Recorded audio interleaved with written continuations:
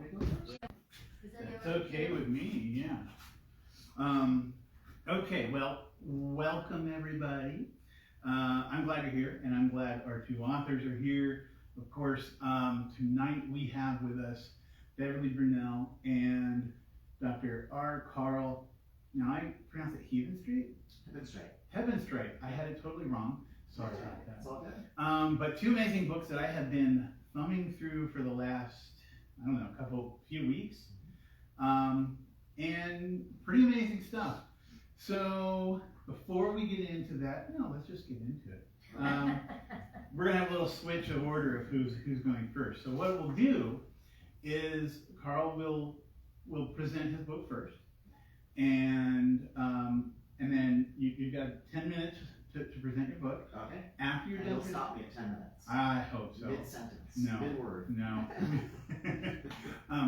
I will keep an eye on the clock though. Okay. And I'll give you some kind of, Then I'll try to do that. some kind of hand signal. In fact, you have two books that we'll bring up and talk about. And then of course after that, we'll just go right into Beverly talking about her book.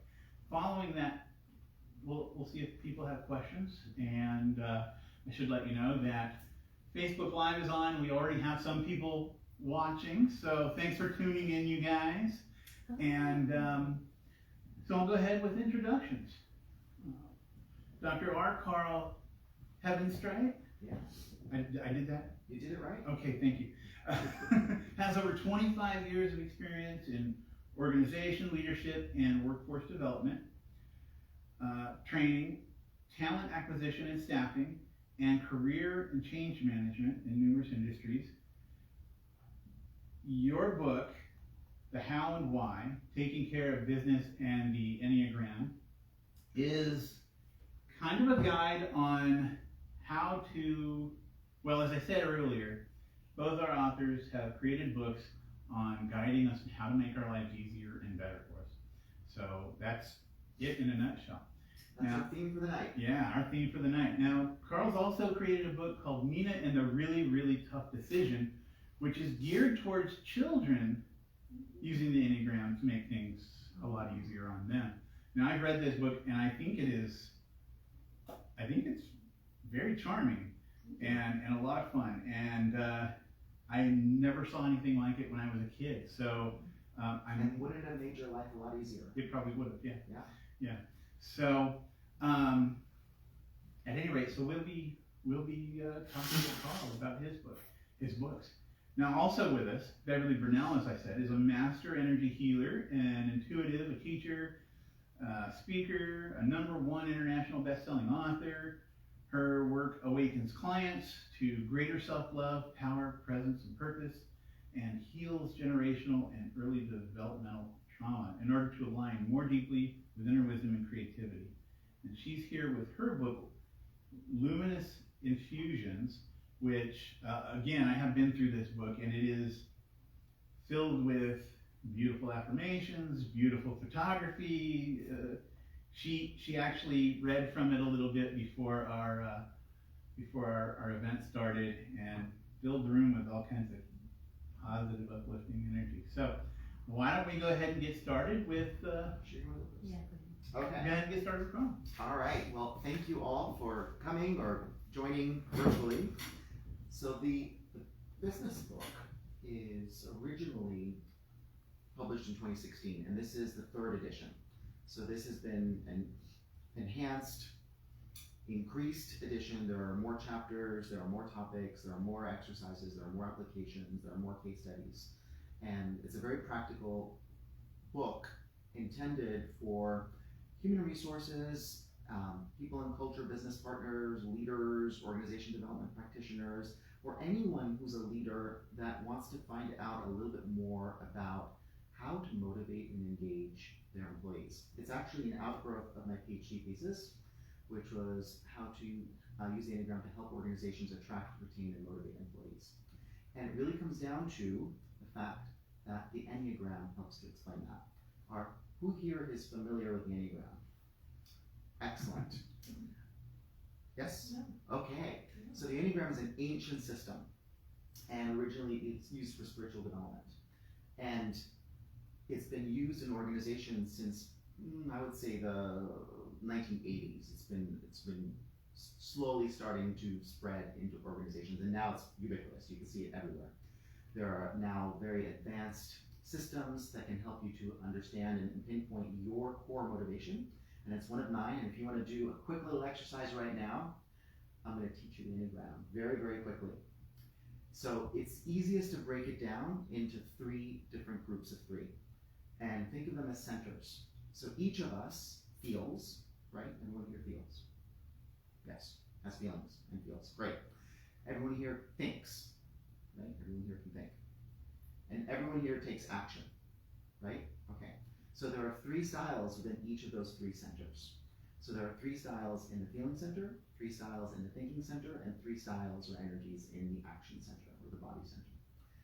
So in the heart center, the feeling center, there are, the energy for the type 2 is all about reaching out and meeting other people's needs and really downplaying their own. So they're always looking out externally and always intuitively knowing what other people need and providing that help to them, whether they ask for it or not. That's where they can get in trouble. So that's the type 2. So each of us is going to affiliate with either type 2, 3, or 4 for our feeling center. It may or may not be our core type, but we will affiliate with 2, 3, or 4. The types or energies for 2, 3, and 4. The type 3 is also very in tune with what's going on externally and also what's going on internally, but suppresses those needs in order to get goals met. They're always about meeting the goal. It's always about, that's the priority, is meeting the goal. So needs must be suppressed in order to meet the goal, because feelings could get in the way of meeting the goal. And the type 4 is more about internally feeling all of the feelings that everyone else is feeling and that they're feeling. So they're really internalizing all those feelings.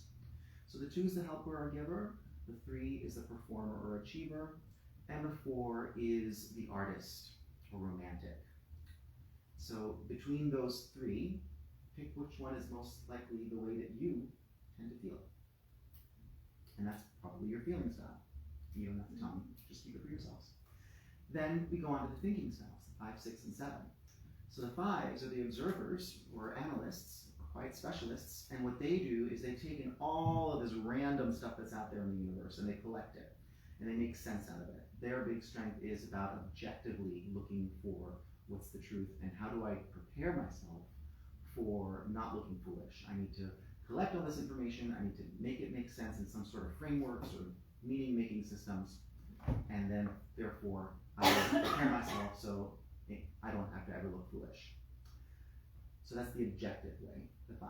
The 6 is the loyal skeptic, and that's the worst case scenario planner, always looking at the dangers that are out there and planning for them so that they can be safe and secure.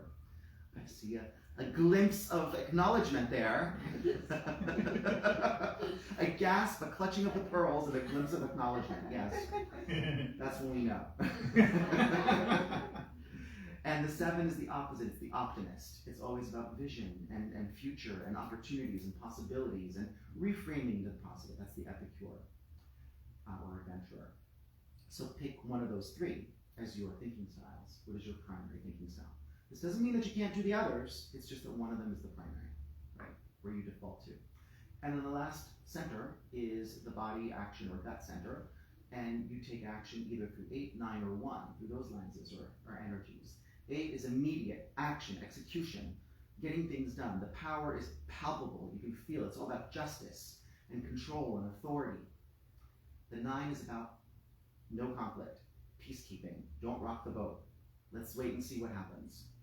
And then we'll take action if things don't happen that we expect to happen. And the 1, so the 9 is the mediator or peacekeeper. The 8 was the boss or controller or director. And the 1, finally, is the perfectionist or reformer. What's the right thing to do in the situation? What are my morals, my values, my ethics? What is the right thing to do according to those? So you will tend to take action through one of those 3 lenses or energies when you take action. So now you have, if you've selected 3 numbers from those different styles, you now have your triadic style, and one of those is your actual core style that actually drives every single decision you've ever made in your life and will ever make in your life. So if you understand that about yourself, and about your loved ones, about your bosses, your direct reports, your coworkers, your stakeholders, your customers, you will totally know how to work with them and understand why they do the things they do, instead of thinking that they're crazy and that they're out to get you, because they're really not, most of the time. So this book explains how to use this in a work setting. So if leaders knew this or know this about themselves and about their direct reports and their stakeholders and their bosses and everyone else, they can actually create a much more effective working relationship with their organizations. And you can use the system itself for decision making, which is how this, so there's a chapter on decision making in here, which I then extrapolated and created the children's book about it. So this is a way to introduce to children the concept of diversity of perspective in the concept of decision making. So people will look at the world differently through these 9 different lenses when they're making a decision. And it's okay, number 1, and number 2, why don't we integrate it into our own way of thinking? Ultimately, we want to integrate all 9 of these energies that we already have access to. We just need to make it more focused, more intentional. And that will make the world a much better place, a more understanding place, and will ultimately create world peace. Yeehaw. Did I do it in 10 minutes? You did good, yeah. Okay. Is that book good for the, not only children, younger children, but teenagers? It's good for everyone. Including, It's good for including this everyone. guy here. Take a look. Take a look.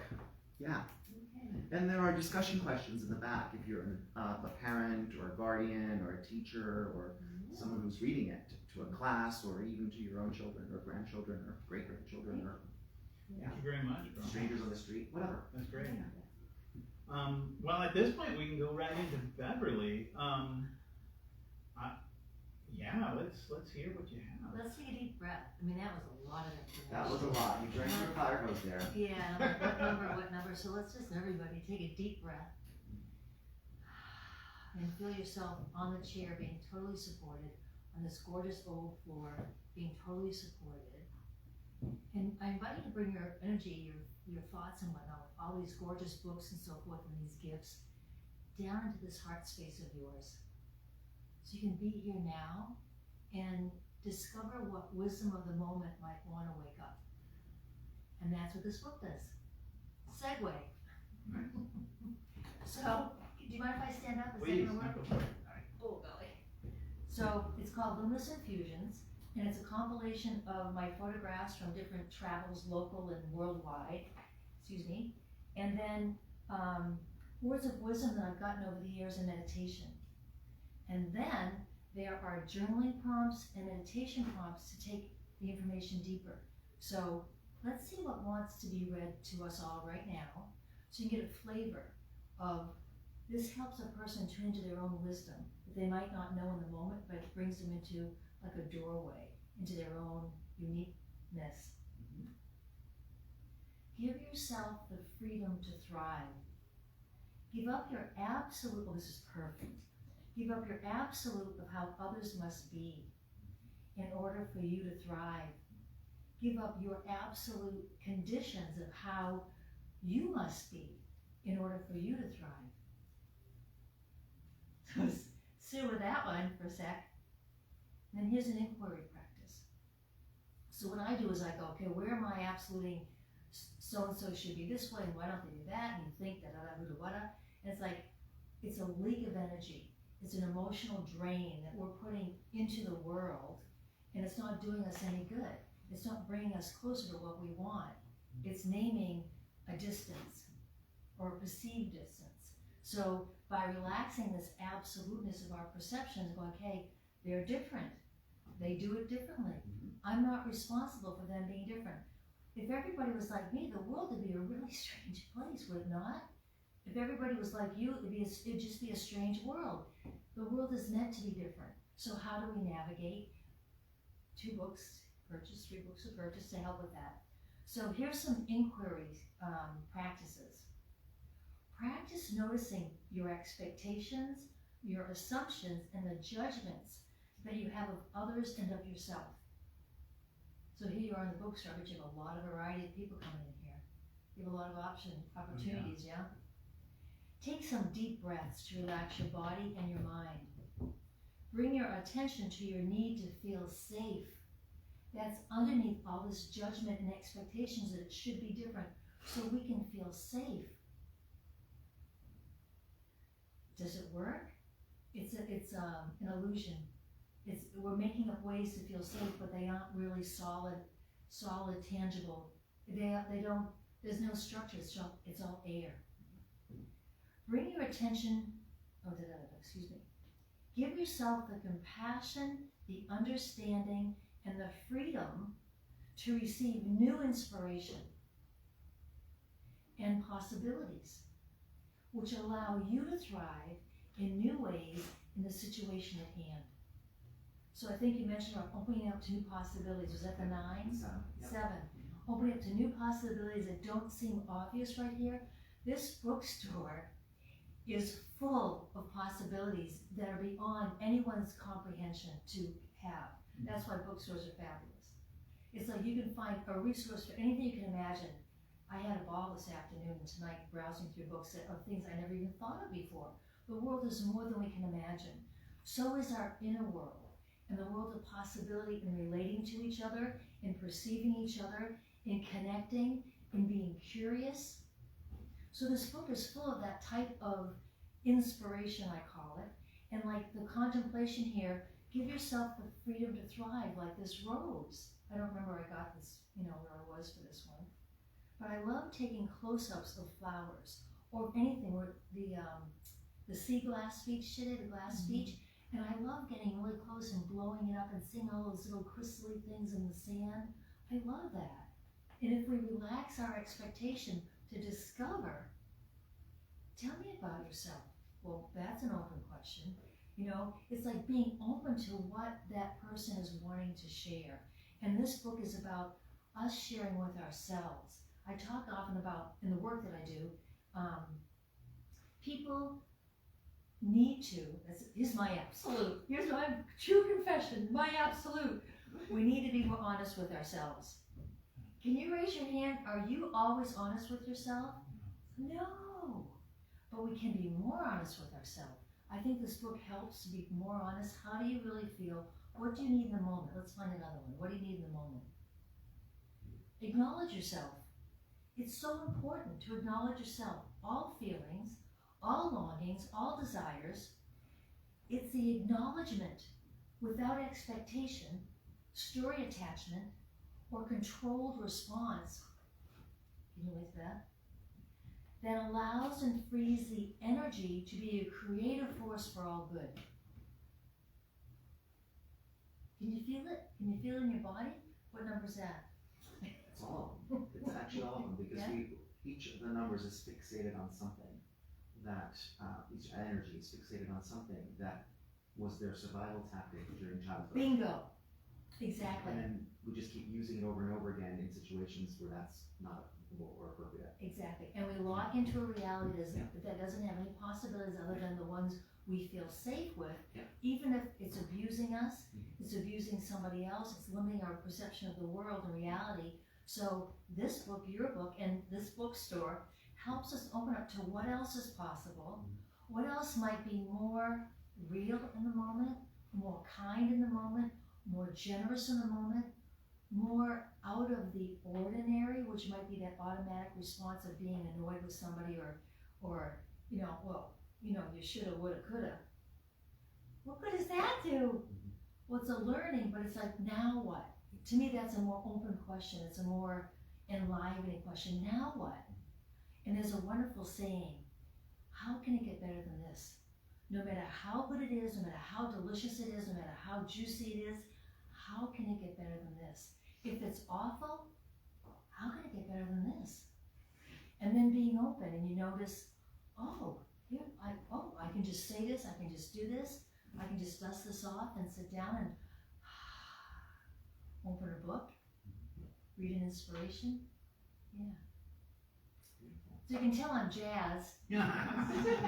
I love this. So I work with people and I help people clear that childhood stuff that's in the way, to open up the channels to receive the new energies of pure, I call it pure creation. It's always available to us.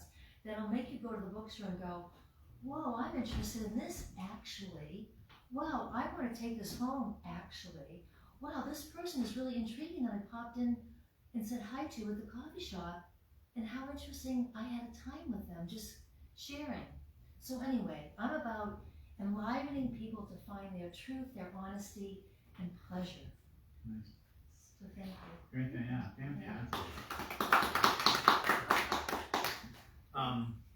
So I've got questions for both of you, but if anybody else has any questions, please say so. And do questions come in from Facebook Live too? They don't, unfortunately, because we're not manning it. Okay. So, but on Facebook Live, if you want to put your question in on Facebook right there, I will be sure to get to it as soon as I can, because I'll be in contact with these two fantastic authors for quite some time, I can guarantee it. So, I guess my first question is for Carl. This book is, I don't know how many pages. It's 200. The little book or the the children's book? adult book. Yeah, the it's business. something big. Yeah. Okay, it's a good sized book. What you taught us before, okay, about the numbers, the three sets, seemed very simple. Yeah. So, I guess what I want to get to is, when did you learn about this form, this Enneatypes? Yeah. Okay, which are in the book. You talk about Enneatypes. Right. When did you learn about Enneatypes? How did you decide to implement them in your training and you're developing others? As this book, it's a simple process, but you've worked with huge corporations. As I read, there are giants in the business world who give you thanks for teaching them this method. So, how did it all come about? Yeah. So, I like to say I started this the last century, over a century ago. It was really in 1999, actually. So I was part of the PhD program at the California School of Professional Psychology, which is now called Alliant International University, and the PhD was in organizational psychology. One of the courses was not even based on the Enneagram at all, but one of the professor that taught this one class, knew this woman named Helen Palmer. I don't know if that. She's yes, the Enneagram gal. Yeah, she's the reason why the Enneagram has gone public. Let's put it that way, because up until that point, it was private. It was very secularly guarded, secretly taught, and just verbally. So Helen Palmer came into one class, not even the whole semester, just one class, and she introduced this Enneagram concept to us. And up until that point, I was working in human resources organizations. I was using Myers-Briggs. Myers-Briggs is great. I can do all these wonderful things with it. And then she just blew my mind, because the whole concept of the Enneagram is that this is going to explain your core motivation that's been driving you for your entire life. All of the other systems out there are all behaviors. They're all just describing behaviors. DISC, behaviors. Myers-Briggs, behaviors. Hogan, behaviors. Leadership Circle, behaviors. All of those things are behaviorally descriptive systems. So we don't know why people are doing what they're doing. We just know that they're doing it. What are you going to do with that, right? But if you truly go deeper and then realize that there are 9 archetypically different motivators, core motivators that human beings have, each of us has one of them, subscribes to one of these for our entire life. And then we realize, hold on a second, we're not rewarding all of those in organizations. We're only rewarding our 3s, our 7s, and our 8s, really. Our extroverted, assertive, going out there and asking and getting what they want. And those other 6 types are not getting their needs met. So wouldn't it be great to create processes, systems, rewards mechanisms, ways to attract people to come to an organization, have their values met, to make sure that we become more inclusive, because we need all 9 perspectives. We need the diversity of all 9 perspectives, because guess what? All 9 perspectives are out there in the world. Yeah. So if we're only focusing on a couple, we're not really meeting the needs of our customers, our stakeholders, the people out there. So how can we not only attract those energies, but if we don't have them, how can we then integrate them or focus on them? Because all 9 are within us to some extent. one is the primary, and the other 8 are accessible through other ways. But how can we integrate all of those 9 and the learnings and the wisdom from all of those 9 core types into us so that we can become better human beings, more understanding, more inclusive, more integrated, more evolved, more developed? So that's what I took from that one class, and I saw the possibility and decided I was going to use that concept to do, because back then there was not much research done on the Enneagram in organizations. So my PhD thesis was one of the first ones in that arena. So I did that, and then I kept using those learnings I was working in corporations at the time, so I kept using them in the different jobs I was in, and growing my repertoire. Oh, I can apply it for decision making. Oh, I can apply it to change management. Oh, I can apply it for organization development and organization design. Oh, this is applicable to all these different areas, for conflict resolution, for communications, for change management. It just applies to everything. So meanwhile, there are so many different models out there specifically. Oh, this is the one for change management, and this is the one for conflict resolution, and this is the one for communication, blah, blah, blah. But this really addresses it all. So this is the way to show how you can learn one system, one model, one framework, which is totally inclusive and robust. And you can apply it to all these different situations. So that's what I ended up doing. Fantastic. Thank you. I hope that answered your question. Yeah, no, it Very actually, well. it probably answered 3 or 4. Okay. I appreciate that. So Beverly, your whole Luminous Infusions, this whole book is formatted in a way that, one, gets you to recognize and acknowledge something positive about yourself, and 2, gets you to put into practice methods of strengthening those positive aspects of you. So how did you come up with this simple and effective formula? Well, the work that I do with people, I do energy clearing. So I help people go into their early childhood development and ancestral influences and clear the influences that are making them walk in, like we talked earlier, and opening up to all the possibilities that you're saying. And so it makes them more available to themselves and to other people. So the work that I do helping people and my meditations, I come up with these affirmations, I come up with these perspectives, and I write them down. I write an article for, a monthly article for the Inner Voice magazine every month, and I have a blog, and I love to record the stuff that comes to me. So I have those quotes and others made into a deck of cards for myself. And I would use them every day for years, every day, and I give them to friends and they would post them on the refrigerator. I'm like, oh, this really helped me. So the formula is, what do you want to think? What makes you feel yourself, and what's more true than what you're doing with your mind, and how can you go deeper into that place within you? How can you make it an everyday experience? So this is like an everyday guidance system, I find, that helps people get into presence. So formula, I don't know, but that's kind of like the flow that came out in the way when I started putting it together. I just knew I wanted people to use it because it was helping me so much. Well, just going through the book, I like I said, it's simple and it's effective. I mean, I like the way it's set up. You literally have them separated into, this is a good thing about you, and here's what you need to do to empower that and to strengthen it and to make it a habit. Yes, perfect, So, perfect, thank I you. think that's fantastic. Oh, thanks. Yeah. Thanks, Rob. So you may have answered this, but you've answered it kind of, but again, what is the most effective way? And I say, what's the most effective way to use it? You came up with a deck of cards, but please tell us, Well, I what's the wanted most to be a deck effective way? of cards, but it just felt too cumbersome to figure that out. Yeah. So, how about a book? So, what I like to do is go something like, what do I need to know right now? Or, what would help me feel better right now? Or, what would be an insight into this dynamic, whatever this might be right now? And then I really go, meaning I just open the book. Listening is key.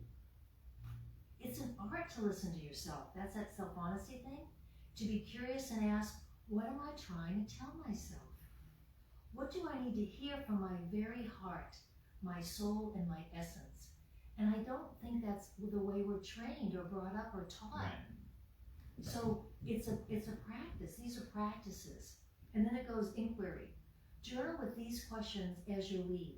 The ones I just said. Invite your consciousness to express what you haven't been able to hear, to know, to relate to, or to understand.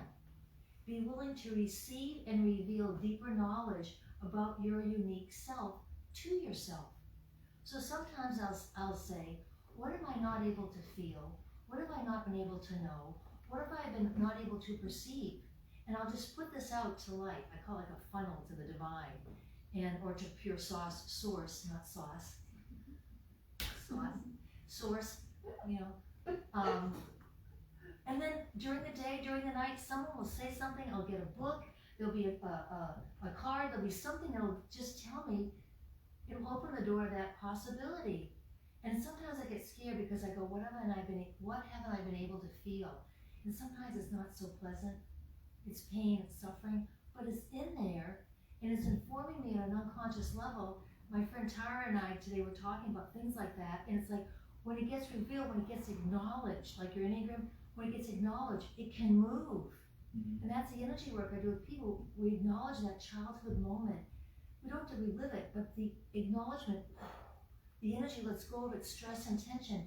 It's like a little kid squeezing, pay attention to me, and it's trapped in the tension. And this book helps you to let go of your tension. Yeah, so it's, opening up to a random page and letting the universe, Speak to you. speak to you. Yeah. And one of my friends took the book and used it as a daily guide. He would go on his morning walk, and then he'd come back, and he'd read it and let that be his guidance for the day, and he'd journal. And every day he would go from 1 to 2. There's 75 in here. Yeah. So he did 75 days and then repeated it. Oh wow. Yeah. And so it's a new revelation each time. Yeah. Do you recommend reading it, and you recommend opening it randomly? Well, that's just one way. And then the other way is going one page a day. It's not a book to read like a novel. It'd be too much. Yeah. There are 4 or 5 ways, I can't remember them all right now, but in the introduction that give you ideas of how to do it, how to use it. Yeah, thanks for asking. Yeah, it sounds like you basically made a deck of cards into a book. In a certain it's like way, picking yeah. a card, I mean, you the sell deck, a yeah. book. Yeah. A deck is a fantastic idea. Yeah.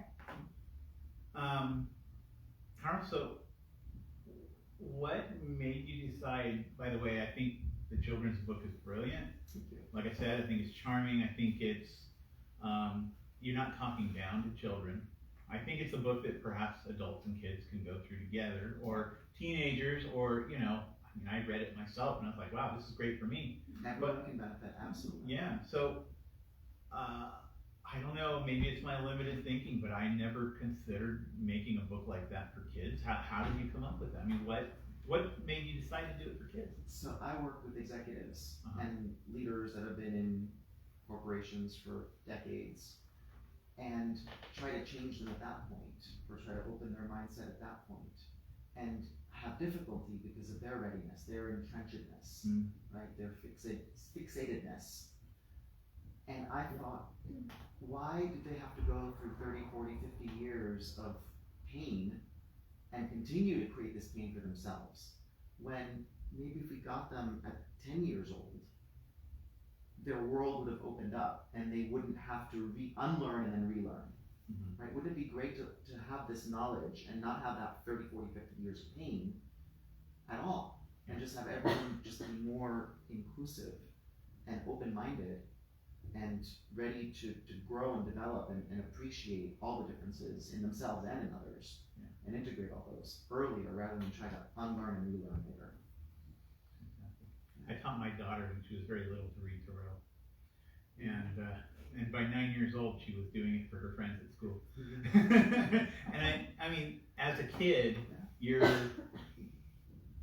don't have all that stuff weighing down and all that trauma weighing on you, so it is easier to start them early and perhaps not have to deal with a lot of that stuff, or deal with it better. Yeah, break that cycle at the very beginning rather than have it continue for the entire life. I'm gonna take a peek at the clock because I don't want to. We're good.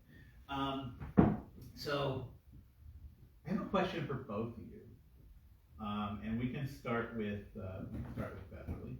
But both of you have come up with books, as I said, to help us recognize and strengthen the things that are good in us, and to help us get through the day, you know. Yes.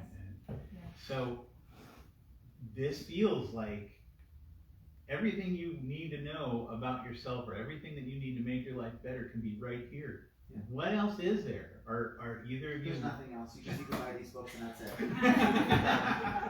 Christmas shopping, can't start too early. Holiday shopping, Yeah. right around the corner. 11 more months to go. So, but are you working on anything else? Is there an expansion to this? Can we? I mean, what can make this? How can this be better? I mean, what? You know. Yeah. What you said. How could it be better? How could this Yeah, moment exactly. be better? Right? Yeah, Yes. what a great question too. Yeah. I mean, for me, I've got some other books in the works. Like one of them is a kid's book, and it's called Look Up, What Do You See? You know how clouds present different forms, faces and whatnot? So a great old man in a cloud form today. And so I take all these pictures, and I've got working on the what do you call it, the words. And it's like to get parents and kids to play together. And to notice things, because they get so caught up in the video or the iPhone or whatever it's called. Yeah. And then I've got another book about the power of words. It's called Outrageous Affirmations. And are you familiar with the work of Frances Noble Shin? Oh. In the 1920s, she was a New Thought thinker, and she wrote. It was very religiously oriented, but she wrote affirmations that got people out of their dilemma. And when I was in a really deep depression a couple of decades ago, like really deep, I read her books and they helped me.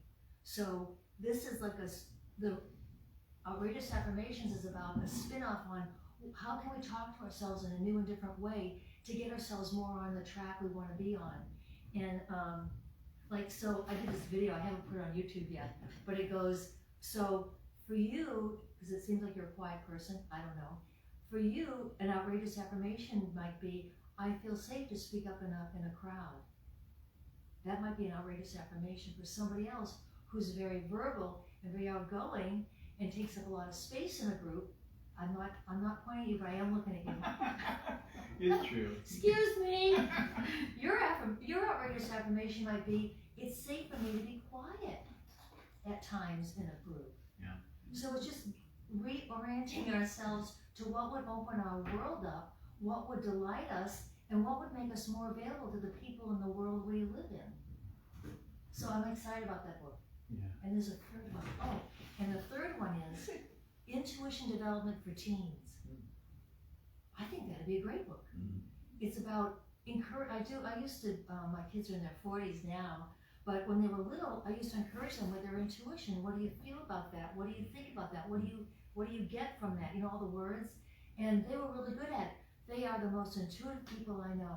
They are amazing. One is a nurse and one is a CEO, and they are both so intuitive. And they use different language than me, but they can read the energy.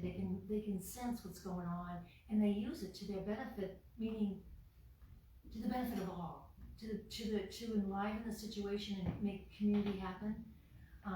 So I want to do a teenage thing, because I think the teenagers these days are so controlled by the what do you call it, technology stuff, and there's so much peer pressure, and there's so much anger and bullying and stuff like that.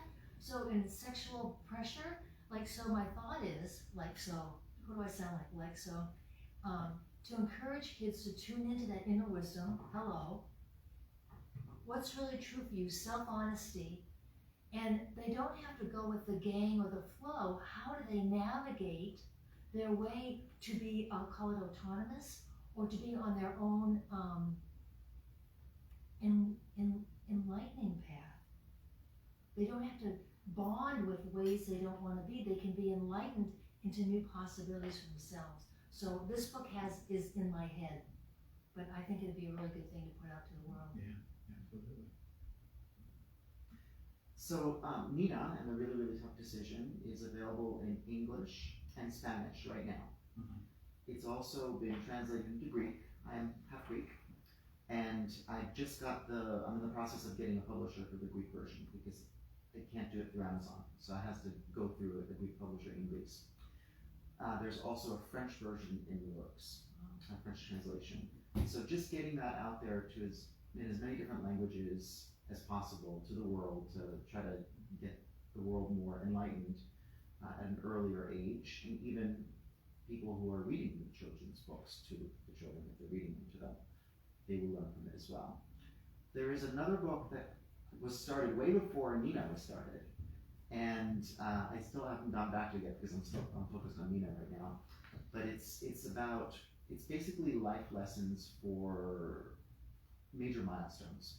So when someone either graduates from high school or college or whatever, it would be a wonderful thing to gift to them to help them say, these are the lessons that school didn't teach you, but you need to know, and these are going to help you in the world. And it's going to be Enneagram, or it is Enneagram based as well. It's mostly written but not organized or categorized yet. And it's a fusion of my own experiences and my own advice and what I've gone through, but also the lesson that you need to learn from the Enneagram perspective for each of the different types. And that they apply to everyone because, again, we have every single type within us. Yeah. Yeah. Fantastic. We have other questions? I have a question. I was thinking about it as you were talking, and I used to go to a therapist, and it was, about 8 people, and she categorized us into the Enneagram. Oh. And we worked in that circle with the Enneagram with the other people. Mhm. It was very interesting, and I learned a lot about it, and I really respect you for doing that because I really felt that would help. It would help businesses, it would help. And then I had another question is, how does one contact you if somebody has a business and that doesn't know you, but you want to talk about it, like say I know of a business that needs it, and how Every would business I needs it. contact you? Yeah. So I have a website which is performandfunction.com. So Do it's you a play have of, a card? I do, I have cards up Okay. here. So it's like form and function, but perform and function, and the and is spelled out. .com. And also LinkedIn, and my cards are up. But you're from Southern California. I split my time between, I'm worldwide. I do this all over the world. Even on cruise ships. I just did it on a cruise ship in the middle of the South Pacific. Yes. Earlier this month. Yes. Right. Yeah. It's a good thing. It's a great thing. Yeah. Thank you. Yeah, I'm shocked that they had 8 separate, were you all different types? Or Yeah, there were we're a lot couple of different duplicates? types. I mean, I didn't know anything until when I went in there, and there might have been like 2 7s Yeah. and 1 9 and Yeah. and stuff that we didn't know. But she knew how to do it. Fantastic. Yeah, and so we did the therapy through that. Excellent. It's pretty amazing. It's very powerful. ancient. Very ancient. It's so ancient that if you, and I'm sure the book is here, the Odyssey, do you know the Odyssey? That's the Enneagram. All 9 types in order. Interesting. All 9 Oh, languages interesting. in order. it? Yeah, I think it Question. would be helpful for teachers. Absolutely, yeah. Each classroom, I'm a teacher myself. Yeah. For them to understand these numbers. Yeah. And understand how their students work. And how they learn and what's important to them. Yeah. And it's been, so several teachers are using it in schools, and I'm trying to get it in, obviously, more ubiquitous, more pervasive throughout the school system. So if there's a way that you know how to get that in there, please do so. And she was a teaching that. Yes, beautiful. That would be perfect for I sort of Montessori. traded in my whole classroom for just a few that come to me now. And a few people in the community, young children. Mhm. So I'm gonna get this book. Thank you. Maybe tomorrow to one with a gal I had who's a real toughie. Well, let me know how it goes. And use the questions in the back of the book too. That'll help for the discussion. Thank you. And also, please write a review on it on Amazon. That helps. Okay, I'll try. I don't like doing I don't use my phone in that way. They don't have a computer actually. Ah. My grandchildren are helping me use the phone now finally. Perfect. Take it with you, Granny. I think that that's a really great tool in the back. You've got the questions set up. I think that's really handy, especially for, use for like Diana's talking. I found that to be like a really good thing. I'm looking through it going, oh, this is a great storybook. And then in the back, there's questions for, Digging deeper. yeah. So kudos, good job. Thank you. Yeah. So I have one other question. There's a form that you can go through to figure out which number you are. Yes. Is that in the book? I don't have a validated instrument in the book. I do have some questions, and there are ways that I can help people figure out for themselves what type they are. And honestly, reading the children's book, you'll probably figure it out just from the children's book. Yeah. Oh, I am Kate, I am Trace, I am whatever. You'll easily figure it out that way. Exactly. There is one instrument that I use that I totally rely on in corporations, and it's called the Integrative Enneagram Solutions. It's the IEQ9. It's a company in South Africa, and they have the most validated instrument that gives you a 42-page report that's huge and very comprehensive about your core type, about how much of each style you have within you, how you can access, what are your subtype. We didn't even talk about subtypes, but there's so much. We're just looking at the surface right now. Yeah, but that's the one I used. It's an online assessment that's very accurate. So how does one get that? Integrative9.com, or you can ask me. Okay. Yeah, I can send it to you. Great. Anything else? That's really fabulous. It's Yeah. Thank you. Well, I have really enjoyed this little chat. And As well. yeah, it's a Yeah, small, it's nice. intimate group, and I'm Well, glad. how complimentary our work is. Yeah, totally, yeah. I do try to like pair people up that I think might be a good. Sometimes though I make it completely random intentionally. This was not at all random. Yeah. But I thank you both for being here, and I thank Nice. you all for coming in, and I thank Facebook Live for checking us out. You can order the books here at Gallery Bookshop if you're on the web, or you can come into the store because we have a bunch of each. So thank you very much. I'd like to ask a question on Facebook. Yeah. The question is there a list of, like I live here, part-time in Mendocino, so how do I know about when you're going to give? Events and whatnot. Yeah. We have, you can go to our website, Gallery Bookshop, gallerybookshop.com. Also, we have a listserv. If you're part of the MCN listserv, I post there. I also post on Facebook, which sadly didn't happen until this morning, and I'm so sorry about that. I was on vacation and my brain went south. Yeah. But yeah, we usually have it listed, on our website. There'll be a calendar you can go to and you see what's going on. I try to do an event every fourth Thursday. So that's kind of how I'm working it. But you don't have an email list that you send out? I don't have any, well, I can certainly put you on our newsletter list, yeah. Okay, that's good. If you want to give me your email, that'd be great. Yeah. Okay. Well, great. Thank you. Thanks again. Thank you, terrific. All right. And I'm going to have Beverly and Carl sign some books. So those of you on Facebook, if you want a signed copy, it'll be here in the store. All right. Thanks so much. All the contact information, and get you whatever you need.